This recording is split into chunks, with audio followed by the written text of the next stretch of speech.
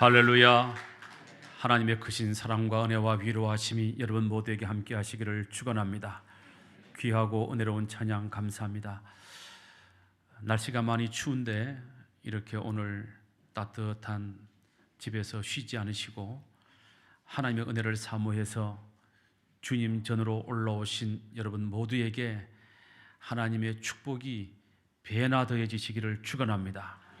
오늘 설교 말씀의 제목은 무엇을 위하여? 행복을 위하여. 우리가 행복을 위하여 어떻게 살아야 되는가 하는 이 질문에 대한 해답을 찾아보려고 합니다. 여러분들 행복하십니까? 조금 행복하신 것 같아요.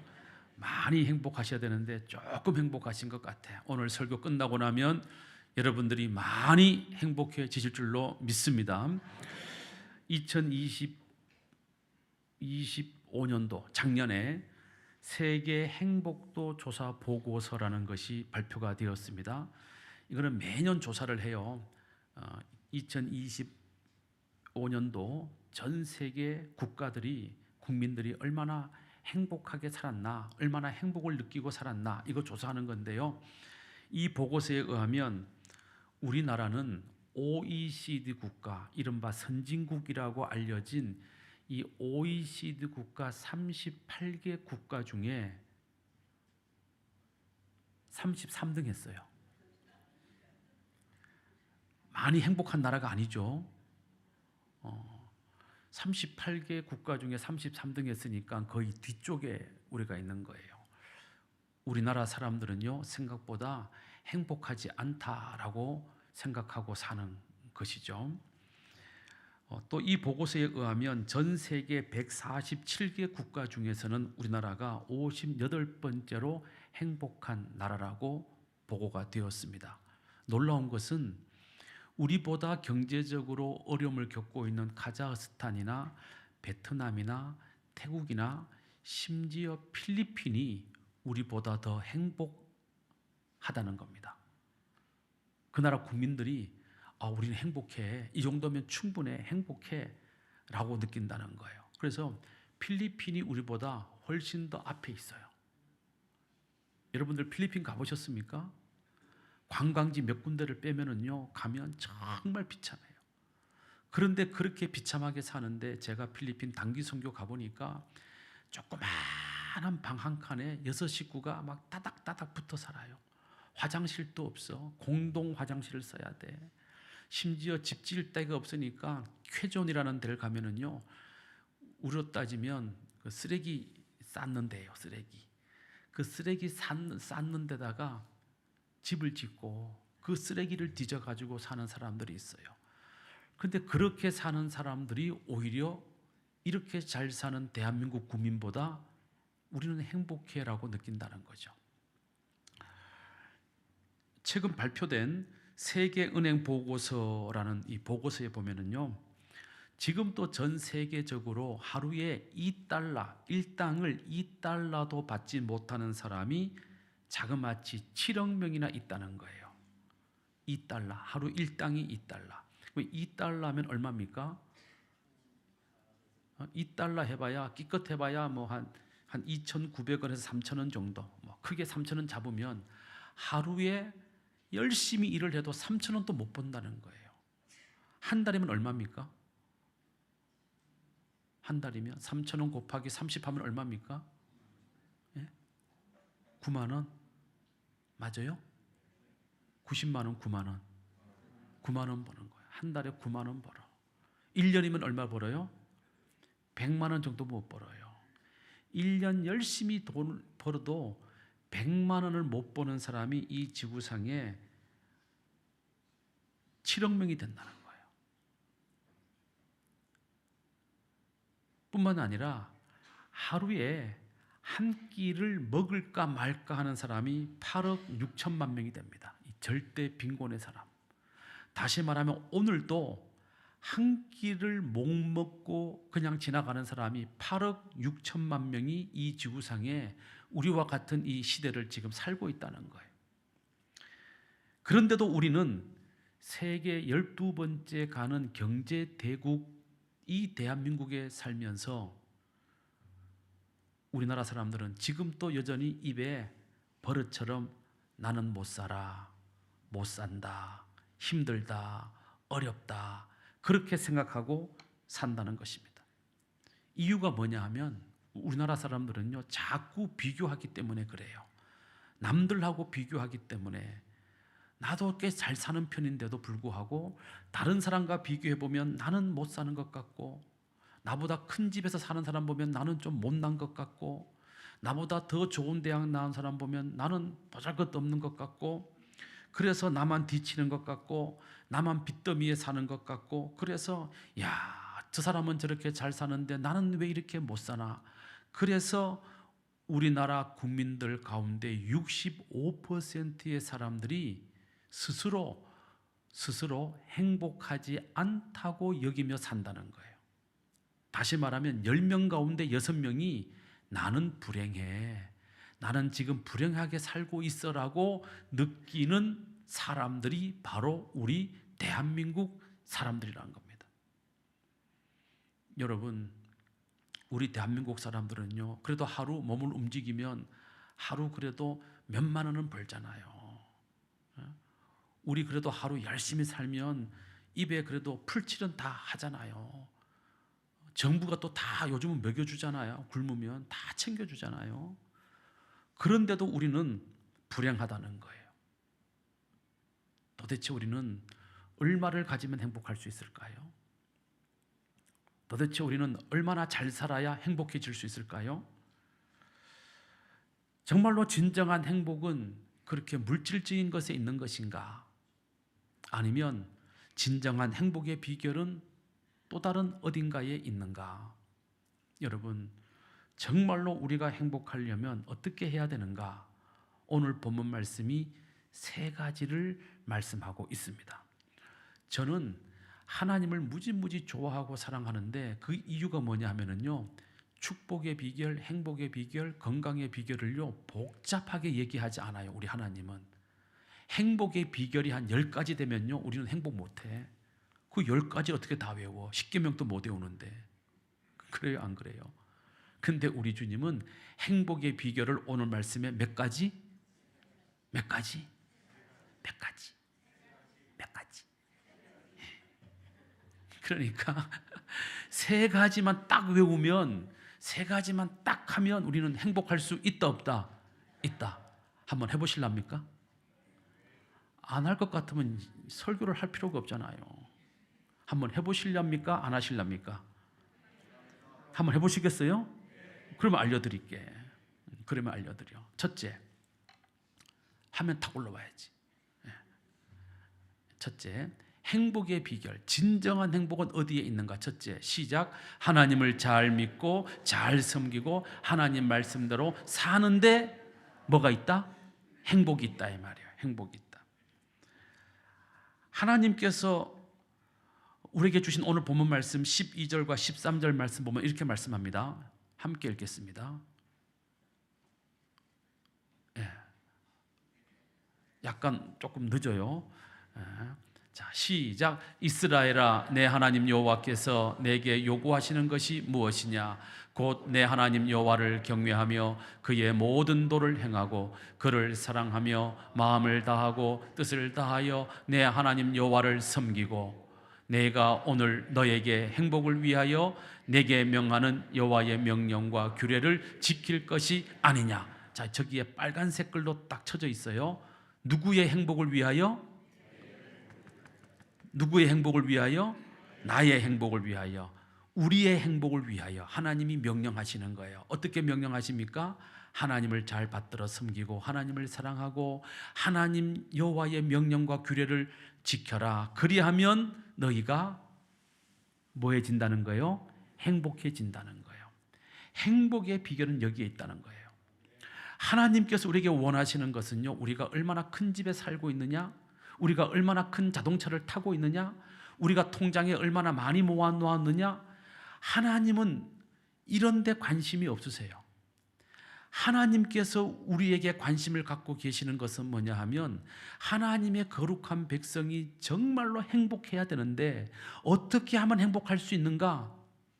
너의 행복을 위하여 내가 너에게 명령하노니 행복하려면, 네가 행복하려면 돈 많이 쌓아두고 큰 아파트에 살고 무슨 큰 차 타고 이런 데 신경 쓰지 말고 하나님을 사랑하고 하나님을 잘 섬기고 하나님의 명령과 규례를 잘 지켜 행해라.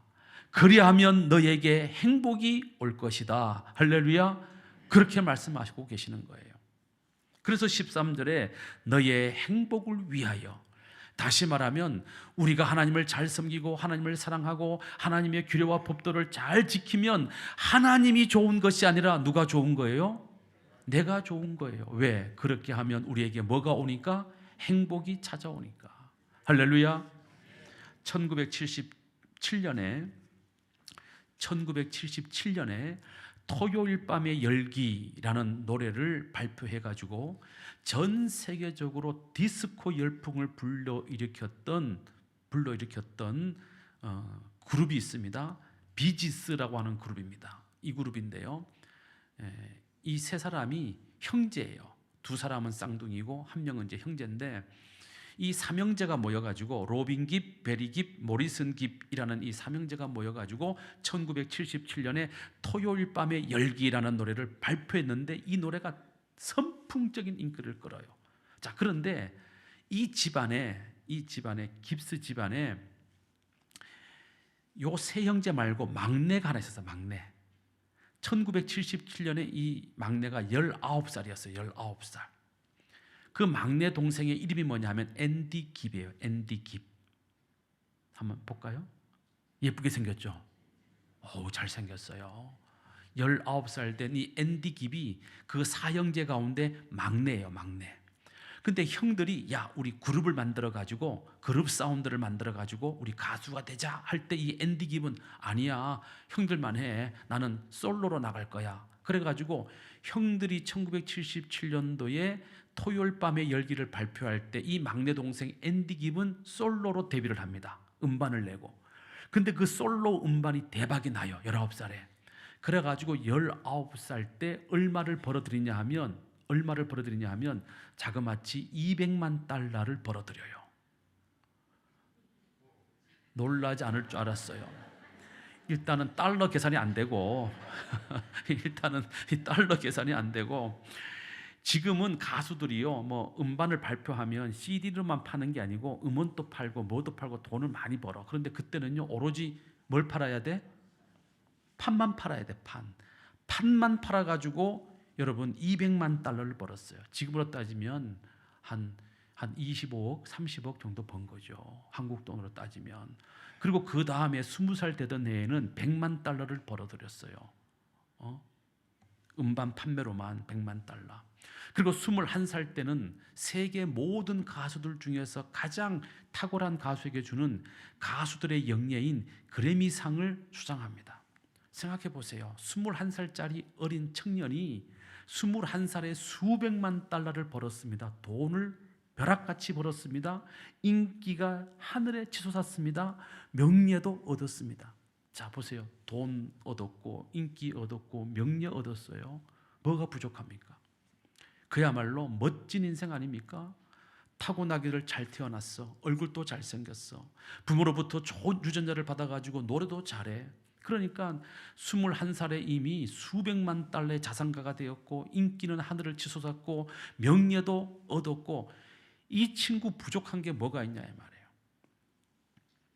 그런데 돈을 벌면 벌수록, 인기를 얻으면 얻을수록, 명예가 커지면 커질수록 이 앤디 깁의 마음속에 영혼은 점점 허전해져 갔습니다.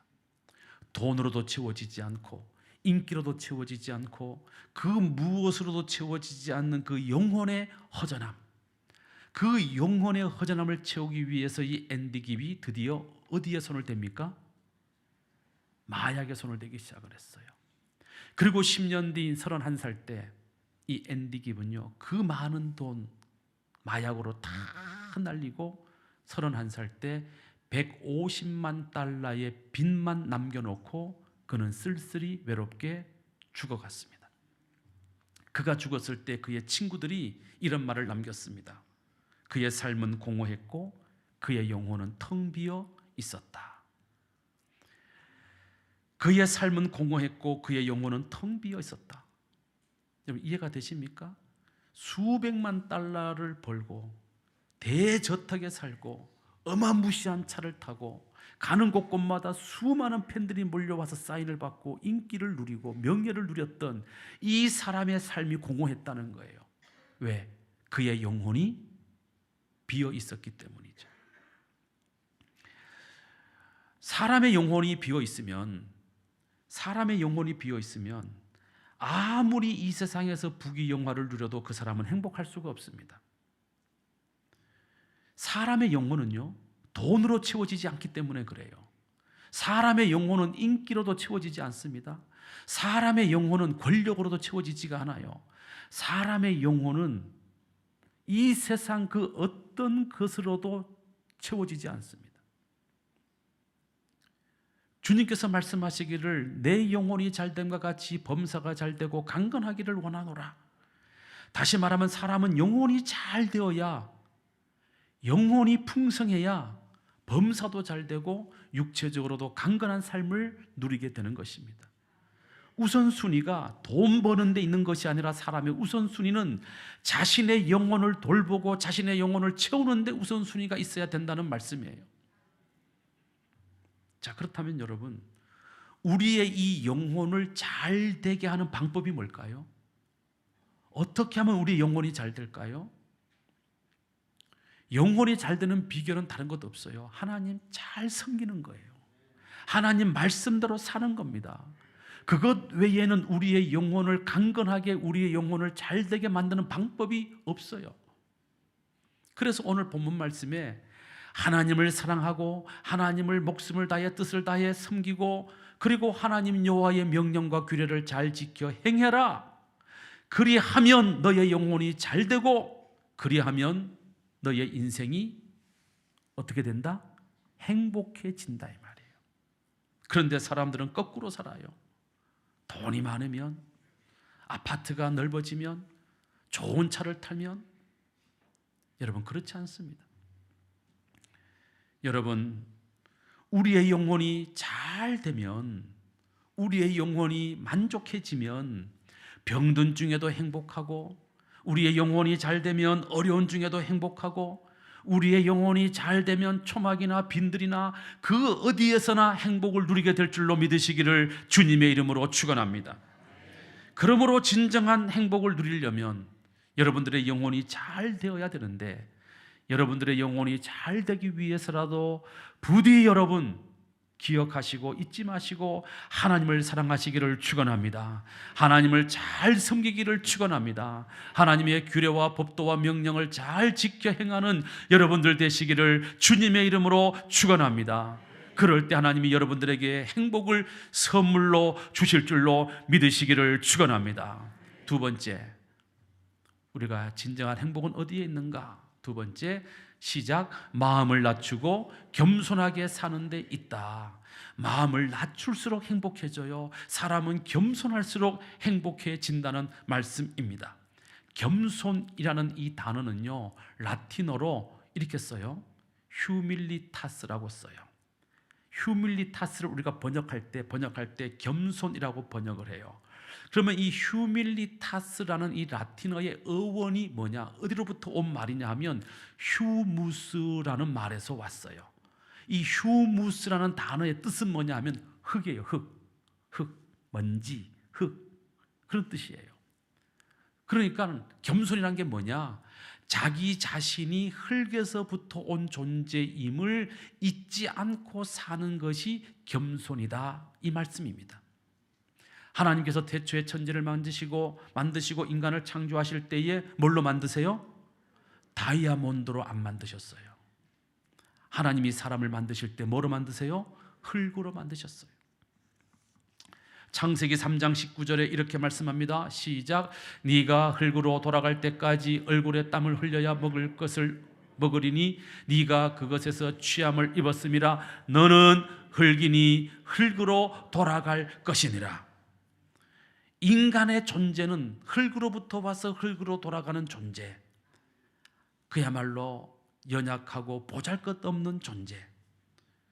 우리가 아무리 돈을 많이 벌고 우리가 아무리 높은 자리에 출세를 하고 우리가 아무리 많은 세상의 권력을 누린다고 할지라도 우리가 이 땅에서 대단한 업적을 쌓았다 할지라도 결국 우리는 모두 흙에서 와서 흙으로 돌아가는 존재, 하나님 앞에 그야말로 별거 아닌 존재, 이것을 기억하고 사는 사람은 휴밀리타스, 겸손할 수 있다는 것입니다.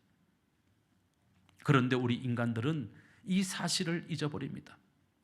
자기가 대단한 줄로 그렇게 착각하며 살아갑니다. 자기 자신이 대단한 줄로 아는 사람은요, 목에다가 힘을 딱 줘요. 목에다가 힘을 준다고. 이런 사람을 보고 우리가 뭐라 그래요? 목에다가 뭐 했다 그래요? 다 아시네. 목에다가 기부셌다고 그래.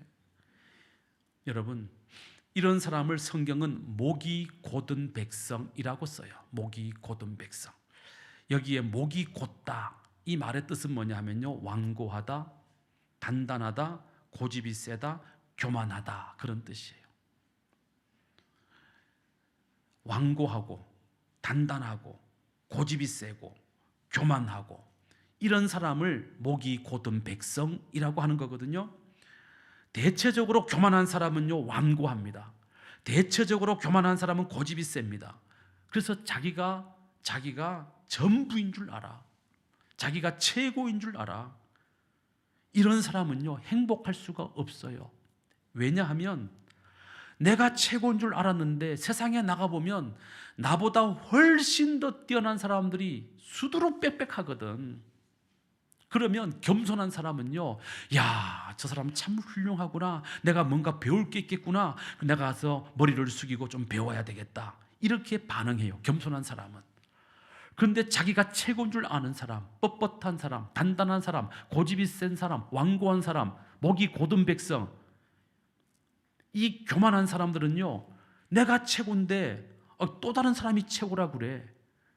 절대로 인정하지 않아요. 어떻게 해서든지 그 사람을 깎아내립니다. 그 사람을 비난합니다. 그 사람을 조롱합니다. 그 사람을 무시합니다. 그래서 그 사람과 다투고 시기하고 질투하고 미워하고 그렇게 하면서 살아갑니다. 여러분, 그런 삶을 살면서 우리가 행복할 수 있겠습니까? 그래서 신명기 10장 16절에 이렇게 말씀합니다. 시작. 그러므로 너희는 마음에 할례를 행하고 다시는 목을 곧게 하지 말라. 왜? 그래야 너희가 행복하다, 이 말이에요. 여러분, 할례가 뭡니까? 할례는 불필요한 껍질을 잘라내는 거예요. 쓸데없는 것을 잘라내는 것이 할례예요. 마음에 할례를 행하라 하는 것은 뭡니까? 마음속에도, 우리의 마음속에도 쓸모없는 것이 있다, 이 말이에요. 쓸데없는 것이 있단 말이에요. 그게 바로 뭐예요? 교만이에요. 교만. 자기가 최고인 줄로 알고 오만방자하고 목을 뻣뻣하게 하고, 이런 잘못된 것을 잘라서 버려라. 그리고 겸손한 사람이 되어라. 그래야 너희에게 뭐가 찾아온다? 행복이 찾아온다. 할렐루야. 하나님께서 그렇게 말씀하고 계시는 것입니다. 감리교 아시죠? 감리교. 지금 여기도 지금 감리교에서 오신 분들이 몇 분 계실 텐데, 여러분, 우리는 무슨 교회예요? 우리 거함교회는 장로교예요.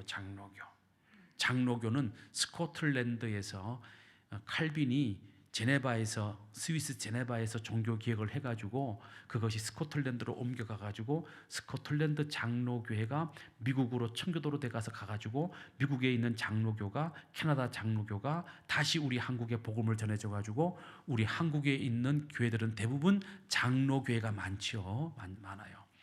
그런데 영국의 성공회 안에서 경건운동하고 기도운동하고 그렇게 해서 만들어진 교단이 뭐냐 하면 바로 감리교예요. 감리교. 이 감리교회, 여러분, 올림픽공원 왼쪽에 보면 유리로 지어진 임마누엘 교회 아시죠? 감리교회입니다. 자, 이 감리교회는요, 두 분이 기둥처럼 이 감리교회를 딱 받들고 있는 거예요. 누구냐 하면 이분입니다. 보시죠. 한 분은 존 웨슬리, 한 분은 조지 휘필트라는 분입니다. 이 두 사람이 오늘날의 이 감리교를 만들었다 해도 과언이 아닐 정도로 훌륭한 분들이죠. 두 분 다 목사님이시죠.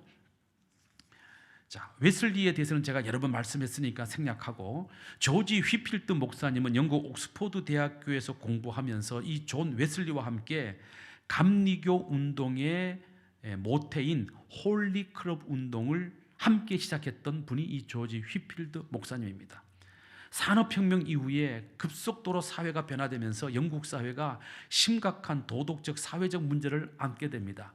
이 문제를 해결할 길은 오로지 기도밖에 없다. 그러니 우리가 정해진 시간에 정확하게 하나님 앞에 나와가지고 우리가 무릎을 꿇고 기도하자. 그래서 옥스퍼드에서 이 홀리 클럽 운동, 기도하는 운동이 모였는데, 이 사람들이 얼마나 철저하게 시간을 지켜서 기도했냐면 정확하게 기도하는 사람들이라 그래가지고 메도디스트, 아주 그냥 완벽하게 그 시간을 지킨다 이 말이에요.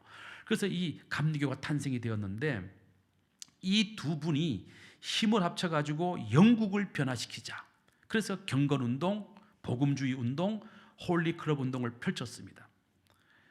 이 두 분 다 영국 사회에 미치는 영향력은 어마어마하게 컸어요. 자, 그런데 이 두 사람의 관계를 시기하고 질투하는 사람들이 있었습니다. 그 사람들은 이 존 웨슬리 목사님과 조지 휘필드 목사님이 갈라섰으면 해요. 왜? 이게 갈라지면 영국의 복음 운동을 무너뜨릴 수가 있고, 영국의 경건 운동을 무너뜨릴 수가 있고, 이렇게 무너뜨리면 홀리 클럽이 해산돼 버릴 테니까. 그래서 이 두 사람의 관계를 깨려고 노력하는 악한 자들이 있었어요. 그 악한 자 가운데 어떤 악한 사람이 하루는 이 조지 휘필드 목사님을 찾아와서 이렇게 말을 했습니다. 휘필드 목사님, 만약에 요한 웨슬레 목사님과 휘필드 목사님 두 분이 천국에 올라가시면, 나중에 죽어서 천국에 올라가시면 두 분이 천국에서 다시 만날 수 있겠습니까? 라고 물었어요. 여러분 어때요? 만날까요? 못 만날까요? 만날까요? 못 만날까요? 천국에 가면 여러분들 저를 만날까요? 못 만날까요? 몰라요. 가봐야 알아요. 근데 꼭 찍어 먹어봐야 된장인지 고추장인지 아십니까? 딱 보면 알아야지. 자, 우리는 천국 가면 다 만나. 할렐루야.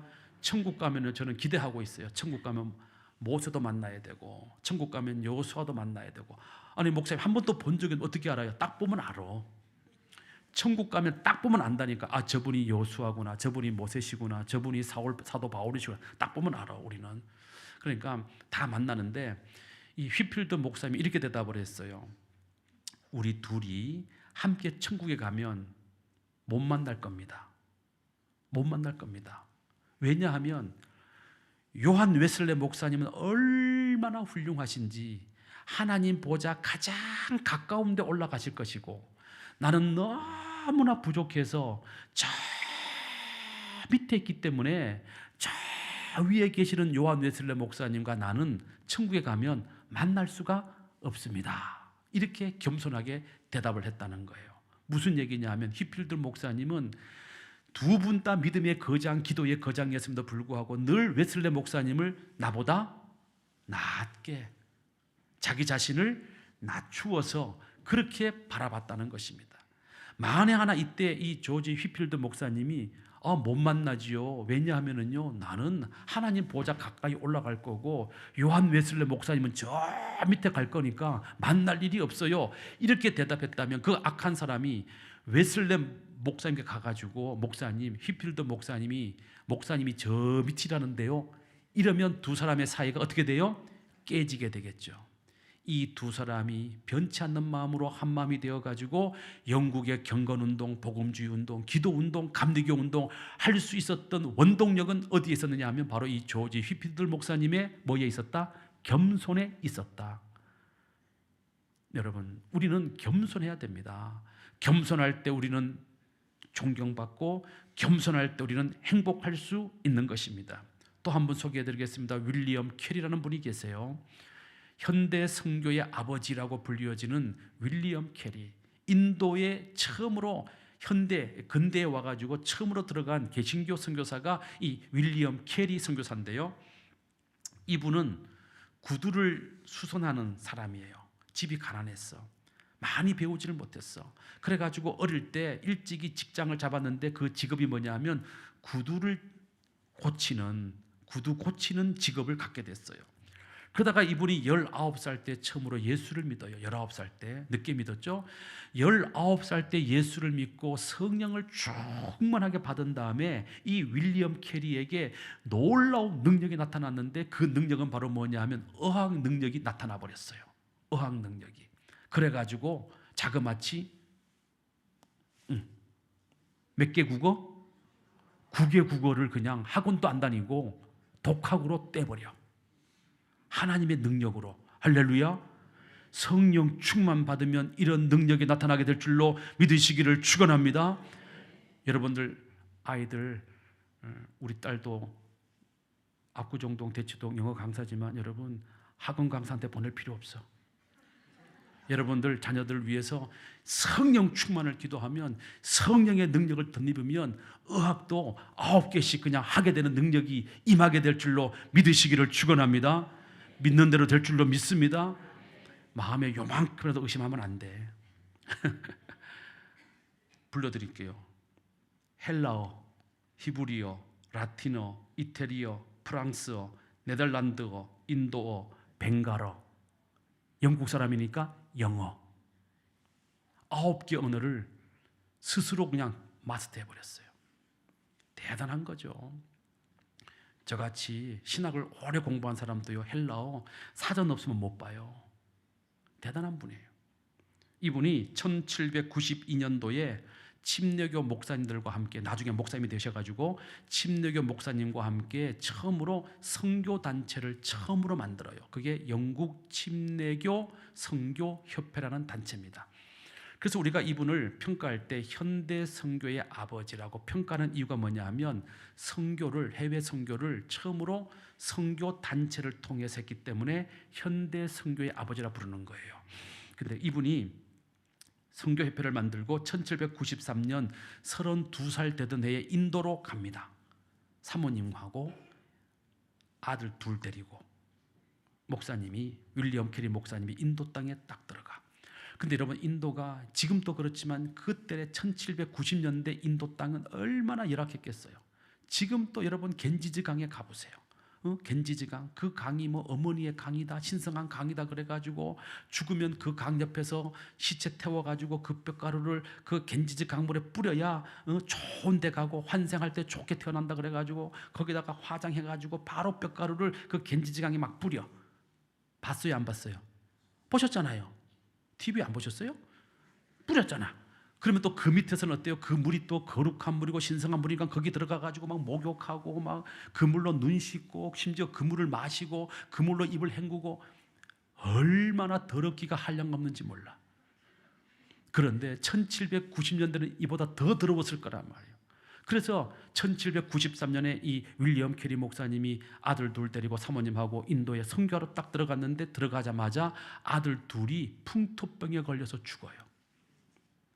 그러니까 영국에서 잘 살던 이 사모님이 그 열악한 환경에 온 것도 충격인데 그 충격도 잊혀지기 전에 아들 둘이 죽어버렸으니까 이 사모님이 정신이 나가버려. 정신병자가 돼. 그런데다가 이 인도 사람들이 힌두교를 얼마나 열심히 믿는지 복음이 전파되지가 않아. 열심히 전도했는데 6년 만에 겨우 1명 전도했어. 6년 만에 1명 세례 준 거예요. 6년 만에. 얼마나 힘들었겠어요. 생각해봐요. 복음 전하러 왔는데 아들 둘 잃어. 사모님 정신병자 됐어. 6년 동안 애썼는데 겨우 1명 전도했어. 그 힘들고 어려운 환경 속에서 이 윌리엄 캐리 목사님은 끝까지 참고 견디고 그래도 복음을 평생 전하면서 인도를 떠나지 않았습니다.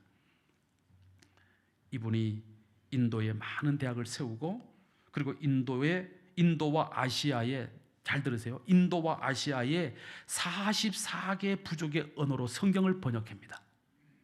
언어적 능력이 탁월한 분이에요.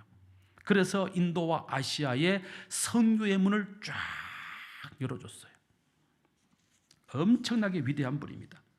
자, 그런데 이렇게 이제 인도 선교문이 쫙 열리고 이방에 대한 관심이 세워지면서 영국 사람들이 선교에 관심을 갖게 되고 1800년대부터 세계 각지로 선교사들을 보내게 됩니다. 영국 교회가 보내게 됩니다. 그러면서 많은 귀족 자제들 가운데 좋은 대학 나온 사람들이 선교사로 헌신하기 시작을 했어요. 옥스포드 나온 사람들, 캠브리지 나온 사람들, 이런 사람들이 선교사가 되어가지고 그야말로 귀족 출신 좋은 대학 나온 사람들이 선교사가 되어가지고 활동을 막 하기 시작을 해. 그래서 이 선교사들이 몇 년에 한 번씩 선교대회로 모이면 서로 이제 안부도 하고 이렇게 할 거 아니에요? 그러면 이 귀족 출신 좋은 대학 나온 선교사들이 이 윌리엄 캐리 목사님을 막 얕잡아 보는 거예요. 그래봐야 당신은 구두 짓는 사람 아니냐 말이지. 출신이 형편없지 않냐 이 말이야. 당신에 비해서 우리는 귀족 출신이고 우리는 영국 옥스포드 나오고 우리는 영국 캠브리지 나온 사람이다 말이지. 선교사라고 같은 선교사 아니라고 말이야. 이렇게 이 윌리엄 캐리 목사님을 막 얕잡아보고 조롱하기 시작을 합니다. 그럴 때마다 이 윌리엄 캐리 목사님은 얼마나 화가 났겠어요. 얼마나 자존심이 구겨졌겠습니까? 그런데도 이 윌리엄 캐리 목사님은 화를 내지 않아요. 그냥 빙긋이 웃으시면서 예, 맞습니다.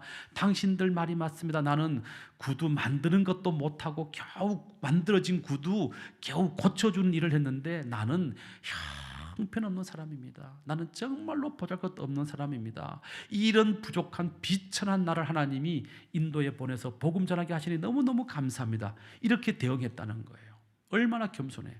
그래서 이 윌리엄 캐리 목사님은 그 가혹한 환경 속에서도 자신에게 주어진 이 선교 사명을 행복하게 감당했다는 거 아닙니까? 이분이 1834년 73세를 일기로 죽어요. 사망합니다. 인도 땅에서. 자, 비석에다가 그의 묘비에다가 위대한 선교사, 인도 선교의 아버지, 현대 선교의 아버지, 여기에 잠들다 이렇게 써도 누구도 반대할 사람이 없었어요. 그 정도로 위대한 분이에요. 그런데 이분이 유언을 남겼어. 내 비석에, 내 묘비에 그렇게 쓰지 말고 이렇게 기록해 주라 해서 그 유언대로 비석이 만들어졌어요. 어떻게 써져 있냐면 비천하고 연약한 벌레 같은 내가 이제 주님의 온유한 품에 안깁니다.